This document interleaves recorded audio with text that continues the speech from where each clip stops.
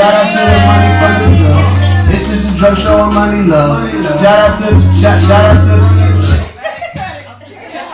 I didn't want to start dancing in front of a room full of people staring at me. You know? I'm not a stripper anymore, goddammit. How are y'all doing? Good, wonderful, wonderful.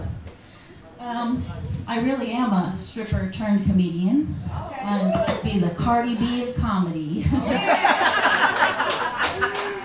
Yep. It's been a long time though. Actually, years ago, I used to work at a club right around the corner from here. A little place called Royal Palace. I don't know, some of you might have heard of it. Yeah, classy joint.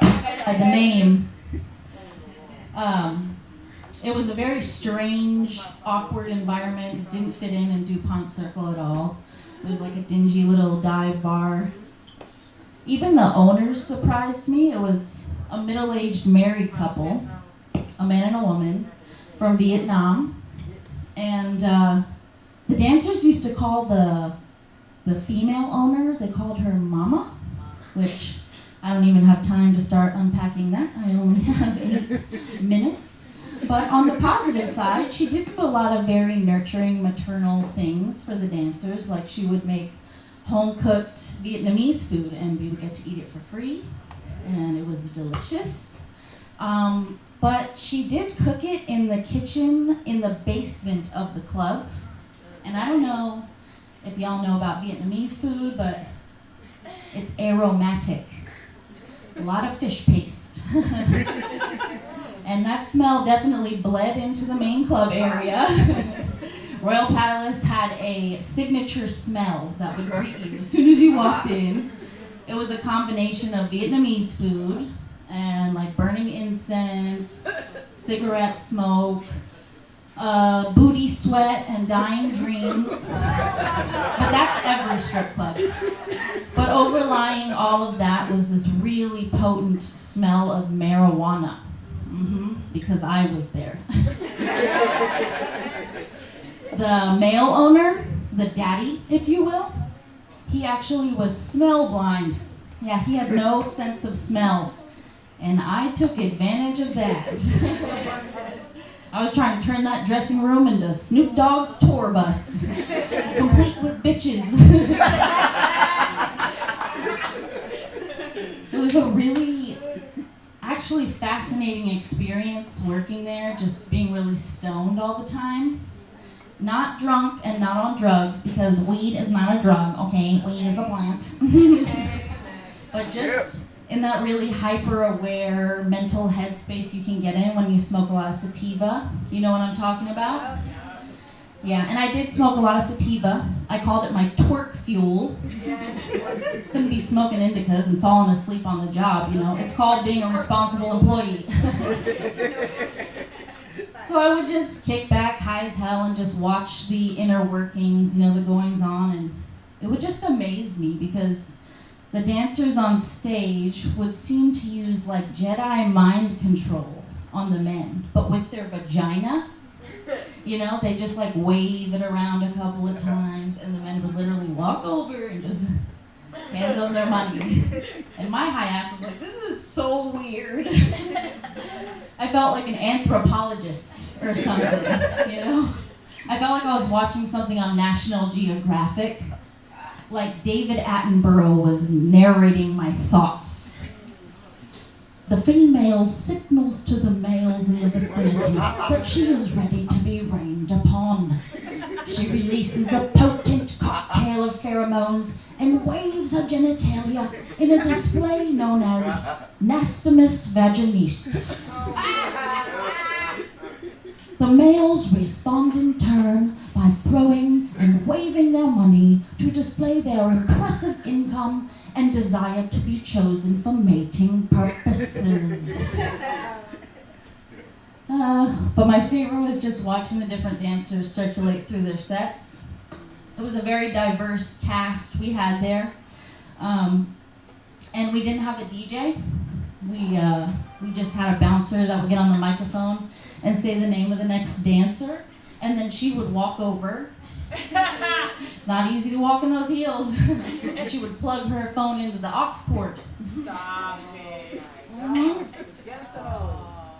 Yep. So everyone would just play music from their phone. So it was like a Wild West in there as far as the vibes went. You didn't know what you were going to get. But my favorite dancer, she used to dance to the free version of Spotify. Yeah. So she'd just be like smack dab in the middle of her set, you know, busting it wide open.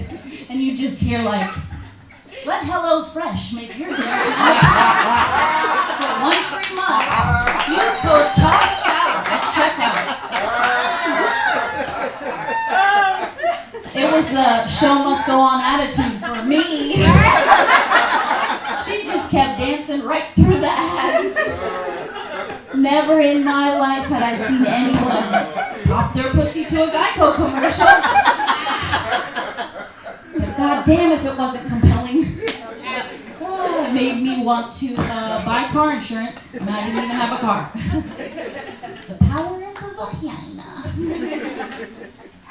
But that was a long time ago, and I'm a very different person. I lead a very different life these days. I still smoke weed all the time, but I'm also very spiritual, and I do mean spiritual, not religious. I'm one of those white ladies that uses words like chakra every day of her life. I'm what you might call an astrology hoe. You know, we're all up in everybody's moon sign, blaming Mercury retrograde for all of our problems. Maybe she's born with it. Maybe it's Mercury. I'm also really into crystals because of course I am. But I'm like really, really into crystals. You could say I'm addicted to rocks. Yeah, I said it. Seriously though, for example, let me just fish things out. Bam! I just pulled magic rocks out of my titties, y'all. Just pulled magic rocks out of my titties. And this is not for nothing, okay? These each have a function and a purpose, and they really work too. Trust me, I'm a pseudoscientist. This pink one here, that one is so you all think I'm pretty. It's obviously working like a charm. And that blue one, it helps me talk good. And that black one there, it makes my dick huge. That's my time. I'm Liz Lux.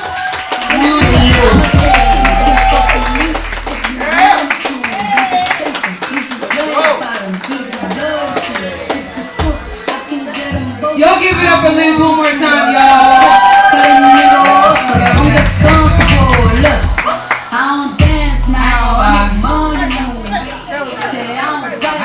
There was one white girl. Sorry, Maggie again. But there was one white girl. Only during Black History Month. You gotta have good credit too. I gotta do it, fuck it up for the ancestors. But Liz, I'm trying to tell you, baby,